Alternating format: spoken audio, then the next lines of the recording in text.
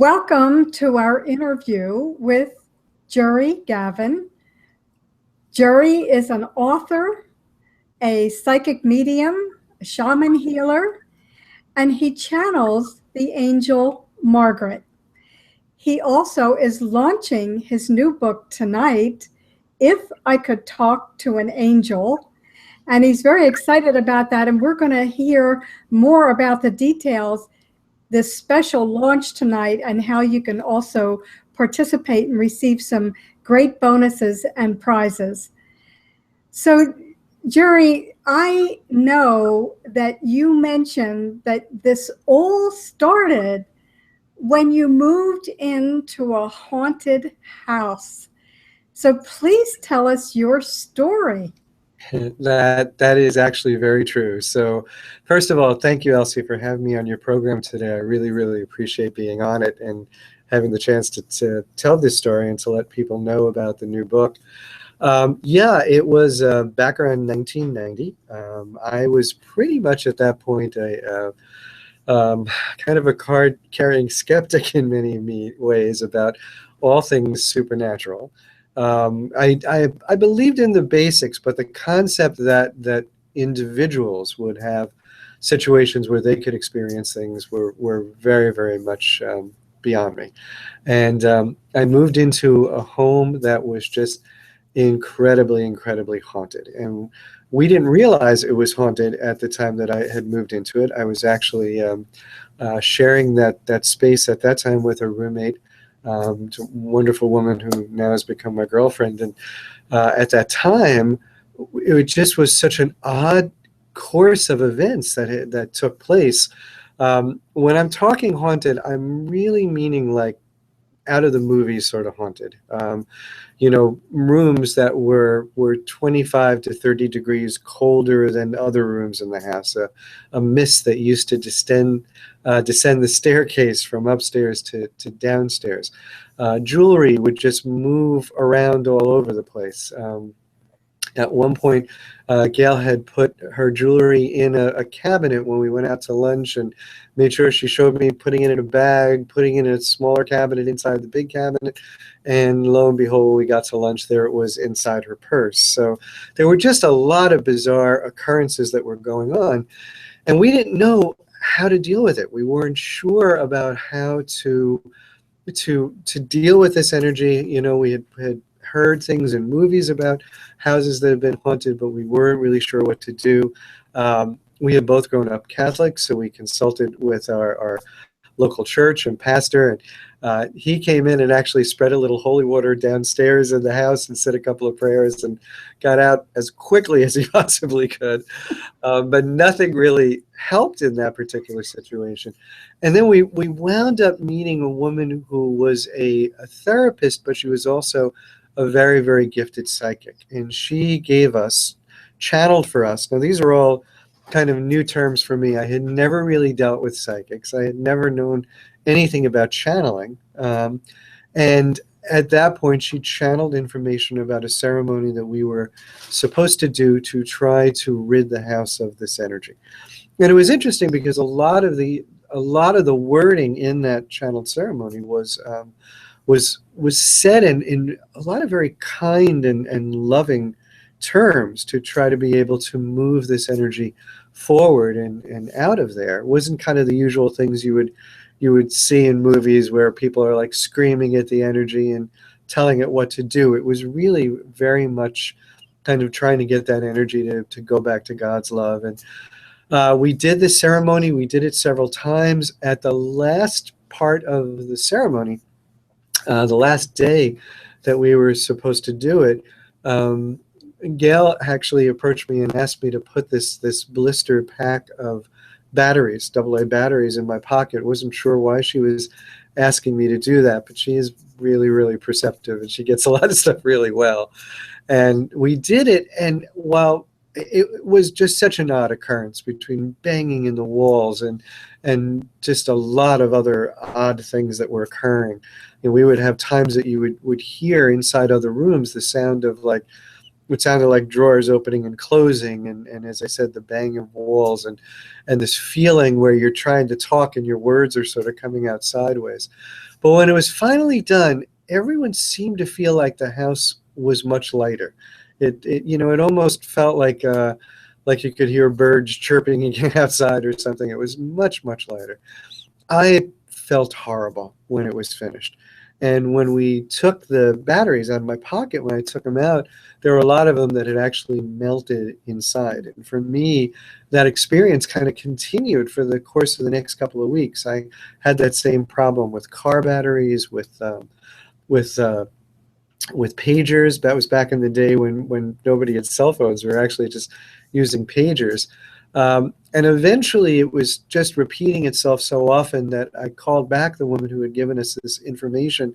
And she asked me a question, and one of her instructions was that she said it was very important that we got a compass, and that I made sure that in any room where we did this, that I was standing at the northern part of the room, northernmost point of the room, which I told her I did do. And she said, "Oh, good, I'm glad you did, because what happened is when you stood there, the energy actually left right through you, which is why you're feeling what you're feeling. But don't worry, it will go away. It's just going to take some time to dissipate." And I asked her, "Thanks for telling me now. Why didn't you tell me before?" And she explained that that was because first of all, if I knew before, I would have been far more fearful of doing it. And that fear, because like energy attracts like energy, that fear would have just attracted more fear in that regard. And the other thing she said is because it was going to be important in the work I was going to be doing in the future that I could differentiate between higher vibration energy and lower vibration energy. And I laughed hysterically and said, "There's no way I'm ever going to be doing anything like this again, so there's no worry about that. That's going to be fine." Just fast forward a little bit from then. Gail was actually in the process of looking to change careers, and she was looking at massage schools. And there were two schools, and I kind of decided at that point that it sounded like a great idea. Again, from a very practical point of view, I'm thinking this is great. It's extra money. It's a great part-time sort of a job.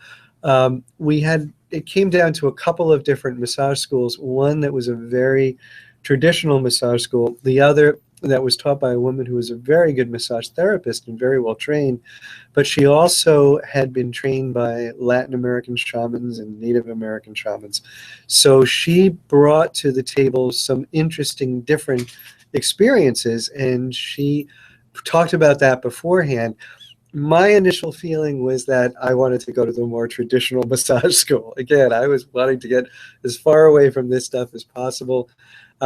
Gail really wanted to go to this particular school, and I deferred to her judgment in that point. And that's why I say so often, both in the first book and in the second book, that I just give her so much thanks for guiding me along this journey, and being kind of the one that really helped to set the tone for so much of this stuff. Because we went to that massage school, there were more and more and more experiences then that started to happen as a result of beginning to learn about the shamanism and things in that regard.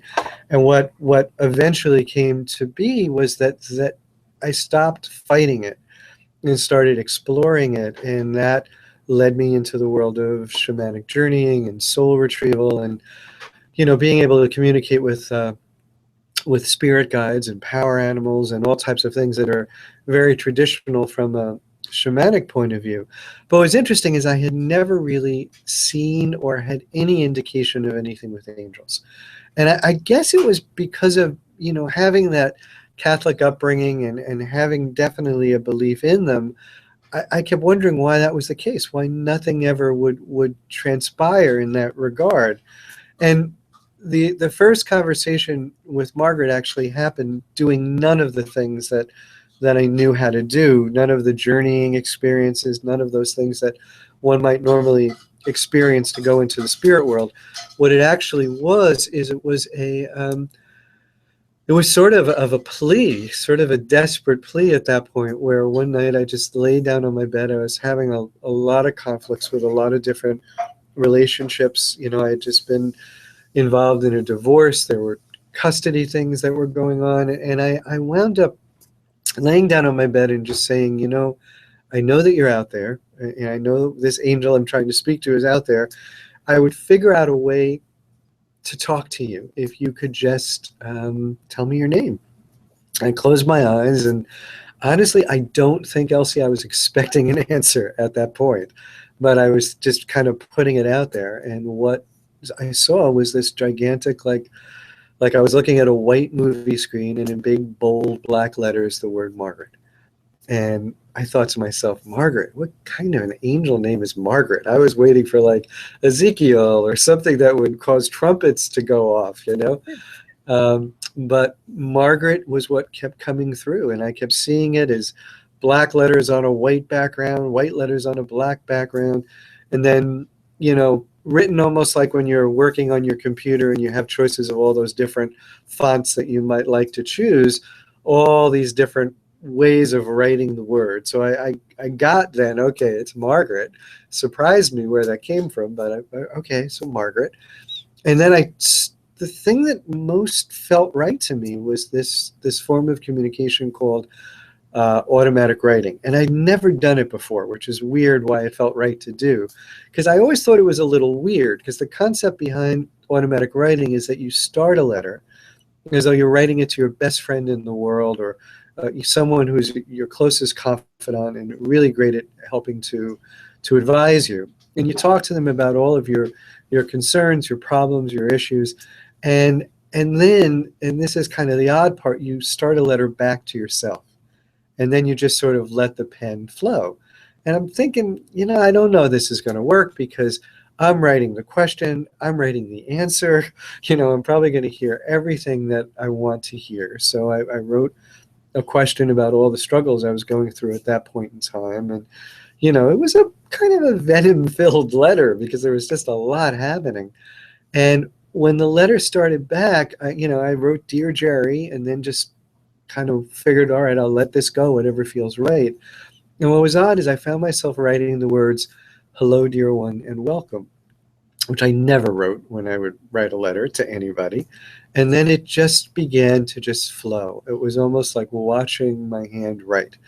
And the most gentle, loving, compassionate, insightful message that was way beyond anything that I would have been thinking about, how I was kind of creating these circumstances and creating the things that were going on, and some wonderful advice about how to maybe look at things and understand things from the other people's points of view, although they were points of view I would never have considered. And I decided to sort of test the theory and see, well, am I getting actual information, or is this just stuff I'm making up?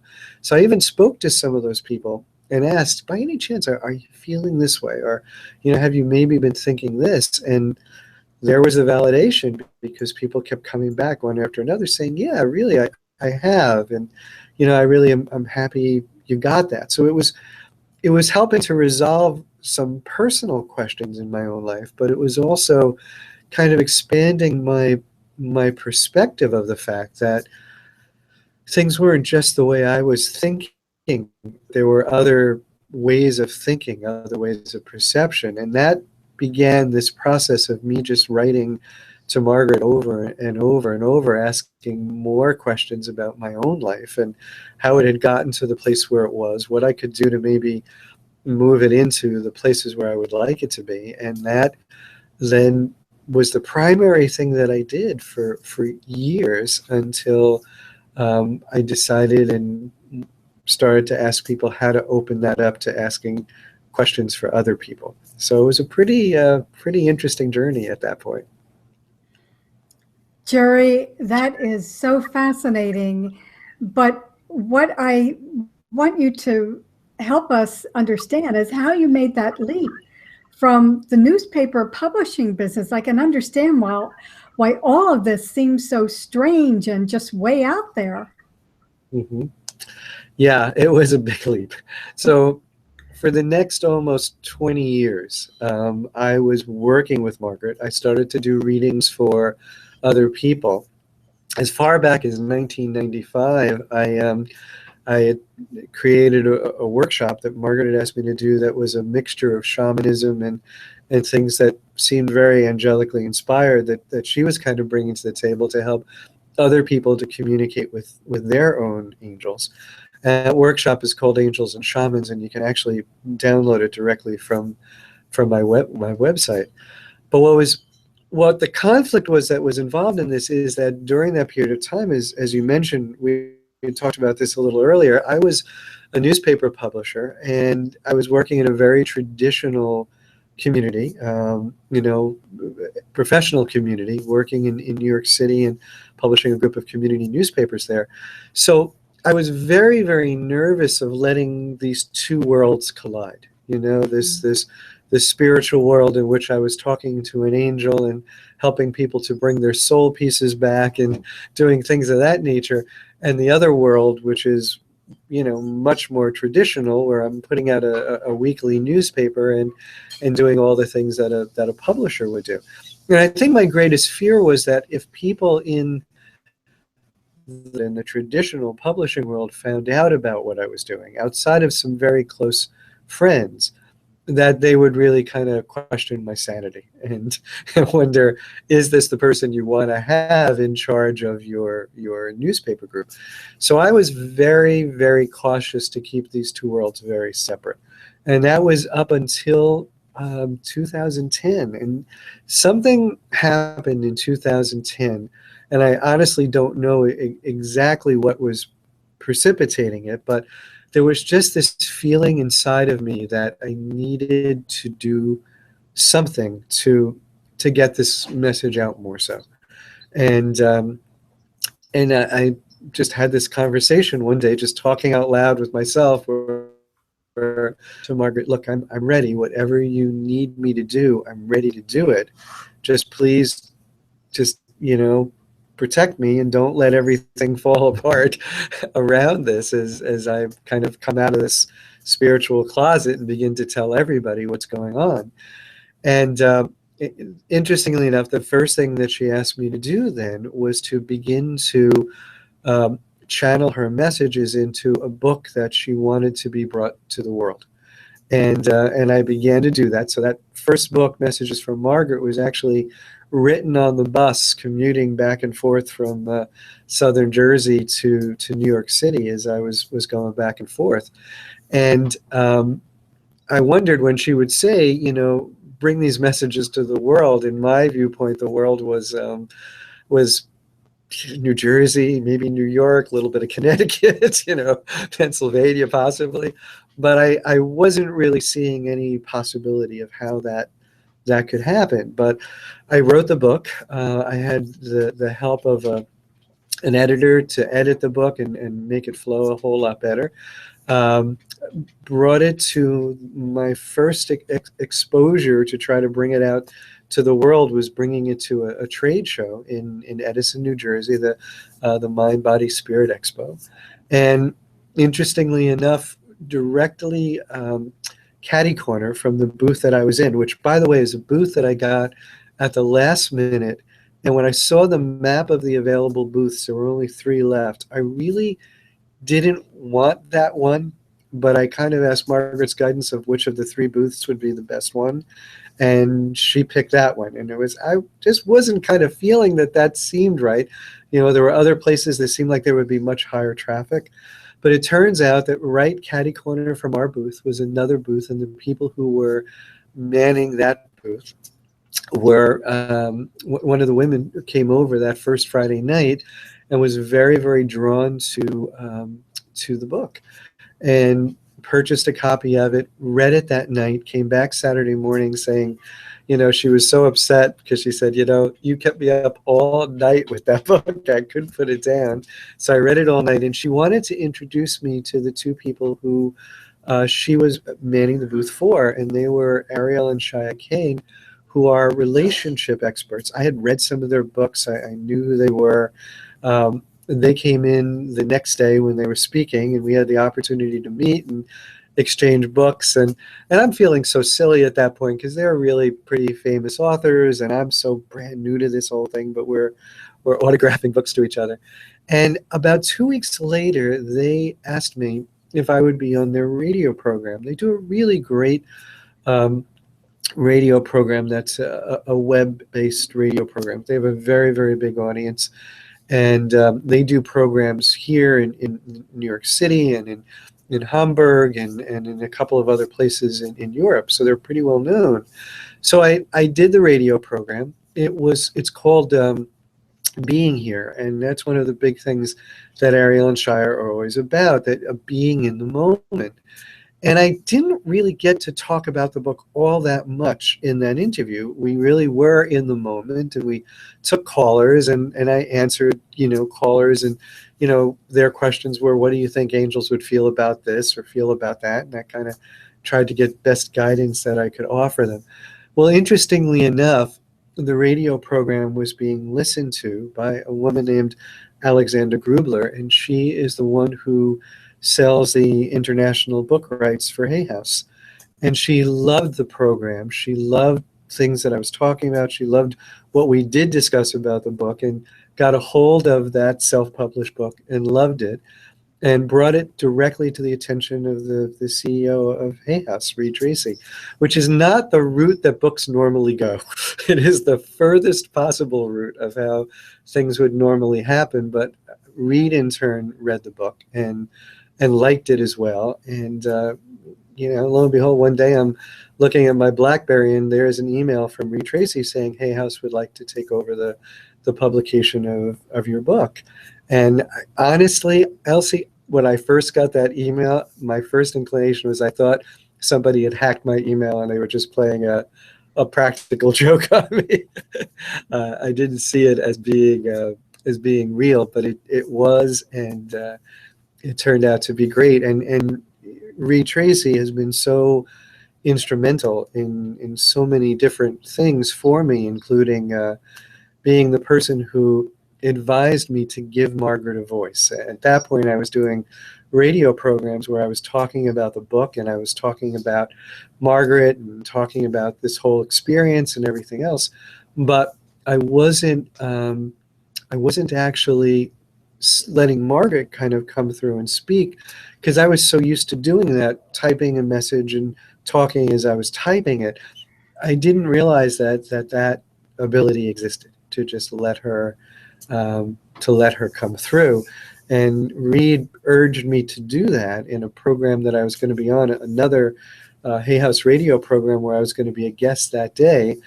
And my only thing that made me feel better about that, because it made me a nervous wreck, and the only thing that made me feel more confident was that Diane Ray, who is the head of Hay House Radio and who was the host of that program, assured me that there probably wouldn't be any callers because she didn't have a call-in show. And when she said who her guest was, and she said that I would channel this angel Margaret to answer their questions, the board just filled up. And that was my first time of channeling Margaret live and answering people's questions in that manner. And it led within the next 2 months to kind of a trial radio program, in which I had a radio program where I got to talk about different topics and channel Margaret live to answer callers. And within a couple of months, it was trial, I guess, maybe for the first year. I was always trying to see where things were going to go, and hoping from week to week we would get another 4-week extension and another 4-week extension. And now I'm just thrilled to say next month in March, we're actually going to be going into our 4th year. So it's become a really popular show. And Margaret now is what she had asked me to be. She said, would you bring this message to the world? And now I have this ability to talk to people through that radio program all over the world. I have clients I do readings for and soul retrieval work for all over the world. The first book has been published in 7 different languages, and I just learned today that the new book has already been picked up to be done in Spanish and bought by Spain and Norway. So it's just been just such an incredible experience. I love the title of the new book. It's just so great, because everybody would love to talk to an angel.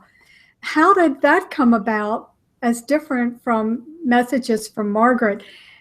And of course, your show every week on Hay House, I just want to comment to people, is from 6 to 7 p.m. Eastern Standard Time, 3 to 4 on Pacific Time. But how did the title for this and the idea for this second book, which you're actually physically launching today, come about? That was actually all Margaret, and I'm kind of that again is sort of an interesting story. So originally, the second book that I was going to write for Hay House was more in the realm of that mixture of my two worlds, working with angels and working with shamanic sort of things. And when Reed Hersey and I had talked about the second book, that was the suggested area that we were talking about. And when you have a concept down, the next part of a book is that you start to put together your book proposal and the sample chapters and all those other things that are going to be a part of it. And I was having such a hard time, Elsie, doing this. It seemed as though what I thought was going to flow so easily was just coming up with one block after another. I couldn't really think of the chapter headings in ways that I really wanted to do it. And I hadn't experienced this before in terms of channeling information, that, things that came pretty easily in that sense to be able to at least get the information. It may be very hard once you're done with it to put it in the format of a book, because as you can imagine, when you're channeling stuff, it's so free-flowing that a lot of times what occurs is you channel it first, and then after the fact you kind of figure out where that fits in the overall concept of where you thought you were going. So one day I asked Margaret, and I just said, why am I having such a hard time with this book? And she said, it's because it's really not the book you want to write at this time, or the book that should be being written at this time. And asked me if, and this was kind of an unusual request, asked me if I would please write a letter to Reed Tracy, the CEO of the company, from her, in which she wanted to suggest a different direction for the next book. Thank God that Reed is as open as he is to these things, because I was actually speaking at an I Can Do It event in Denver, and was doing an interview with Reed. And so I asked him when we were done with the interview, could we speak for a few minutes, because I had a letter from Margaret that she wanted to discuss the new book. And he read the letter. He loved the title. He loved the title of If You Could Talk to an Angel, because he felt the same way as you. If everybody could have that chance, wouldn't you love it? Wouldn't you love that opportunity to ask those questions that are really kind of, pressing on your heart or your mind? And Margaret's concept that she was bringing to him was that she was asking him, saying that the thought was that we would reach out through the radio program and ask people from around the world to submit questions that could potentially be used in the book. Reed took it a step further and said, I love that concept, and certainly we will do that, but I'd also love to reach out to Hay House authors to see if there are any that would also want to participate and ask their own questions of Margaret. And that was what occurred. We put it out to the radio audience, to my mailing list, to try to see if there were people who wanted to ask questions. We had a little over 1,000 responses of people who desire to ask questions, and that started the amazing process of just trying to narrow that down, because we had so many different ways of doing things. So we would kind of compile these three piles of definitely, these should be answered on a more personal basis, or possibly through the blog, or possibly on the radio show. And then the third pile, which was those that we had maybes with, that we would kind of see the tone of the book and the direction that it was going to go in. So that changed over time, and then there were 20 authors who jumped on board to become a part of the book as well and ask questions. And that, I think, was like one of the most humbling things for me, because these are authors that just a couple of years before, I would go on Hay House and I would see these folks and I would be like, wow, I still sometimes when I look at the Hay House Radio page, I'm so in awe of the fact when I see my picture with all of these other folks that I've just held in such great regard for such a long time. So to be in that same position, to have people who are looking at our work in that same way is really an amazing and wonderful experience, you know? So that is what the book turned out to be. 20 authors, people like Ariel Ford and Mike Dooley and Sandra Ann Taylor, Sonia Choquette, Mona Lisa Schultz, all of these amazing best-selling authors who took the time to not only, many of them ask their questions of Margaret, but to even tell their own angelic stories, their own personal experiences that they've had with angels. And then, of course, the questions from around the world, which were amazing. We you know, it's interesting. I first thought that was going to happen would be that people from around the world were going to ask the personal questions, you know, the things that they personally would really like to know, and that the authors were going to ask the kind of larger than life metaphysical questions. And in most cases, it turned out to be exactly the opposite, which I think is what's so fascinating about it, that the authors asked some very deeply personal questions, which really gives everyone kind of this beautiful insight and a chance to touch so much more deeply with some pretty incredible people. And folks from all over the world posed some of these incredible metaphysical questions that are, you know, that speak to the very nature of path and purpose, and what is karma, what is reincarnation, are there such things as soulmates, what happens when you die, you know, how is it that we can talk to people who've crossed over, why is there such conflict on the earth, you know, just amazing questions. And Margaret tackles all of them with what she's become so well known for, which is this incredible down-to-earth explanations that help people to understand things in ways that they've never been able to grasp them before. And then very practical advice, you know, suggestions as to what you can then practically do to make things in your own personal life and in the world so much better. Gerry, that's exactly what we need today. You know, we need that practical advice that can help our lives run a little bit smoother, if that's at all possible. And so she's really so good at that. Yeah. I'm sorry, what were you saying? I just wanted to say that wellness workers, we are really so excited to have you coming to New Jersey, to Mount Laurel, April the 10th for that special luncheon. We're giving people the opportunity to nourish their body, mind, and spirit with a wonderful luncheon with you from 12:30 to 4 at Ramblewood Country Club, right in Mount Laurel, New Jersey, right here off Route 73. And with the launching of this new book, I know you'll be doing book signings. And tell me a little bit more about what people can expect at that event on April 10th. I'm so looking forward to this. It's going to be so much fun. I understand that Ramblewood is just such a beautiful place, and they've gone through a lot of renovations. But what we're going to do is it's actually going to be kind of a three-part program. So in the beginning, just prior to lunch, we're going to have the opportunity for me to talk to everybody and to tell a little bit for folks who may not know about it. Some of the things as we've talked about today, a little bit of the background of the story of how things have come to be. But more importantly, to bring Margaret through to kind of offer a message for the group, something that she just wants to get out there for everybody in attendance kind of collectively, because like energy tends to attract like energy. So whenever you have a group of people who gather for a specific purpose, you may think that there might be a message for a single individual, but it usually has something that spills over into everything.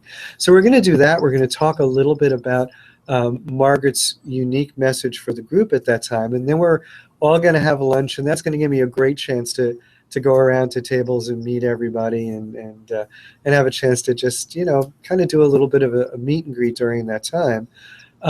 Also, there are going to be index cards there on everybody's table so that everyone who's there can have an opportunity to ask their own question of an angel.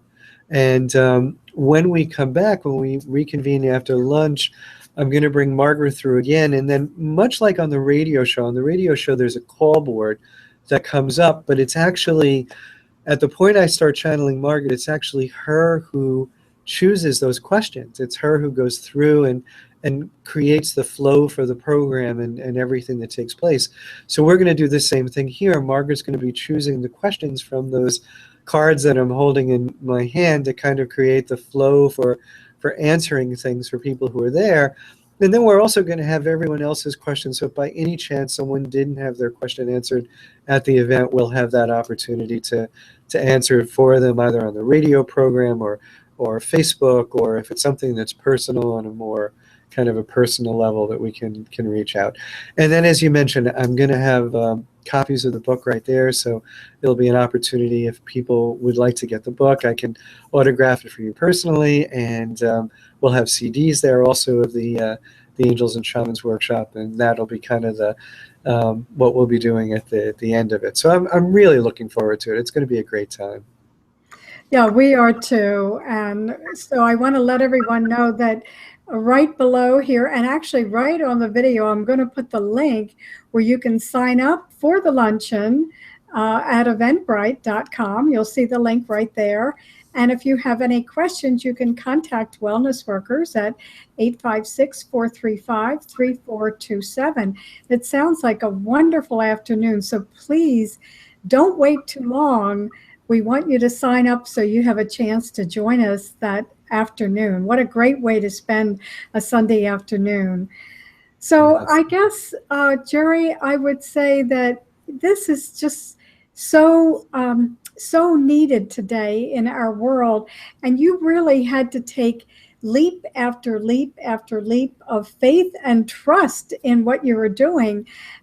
And also, I think the fact that, again, what you've brought through is from practical, as you pointed out, practical guidance, also kind of coordinates with your own personality and background and upbringing. So as you brought these two worlds together, it seems that they've done a wonderful job serving humanity and will continue to. Thank you so much.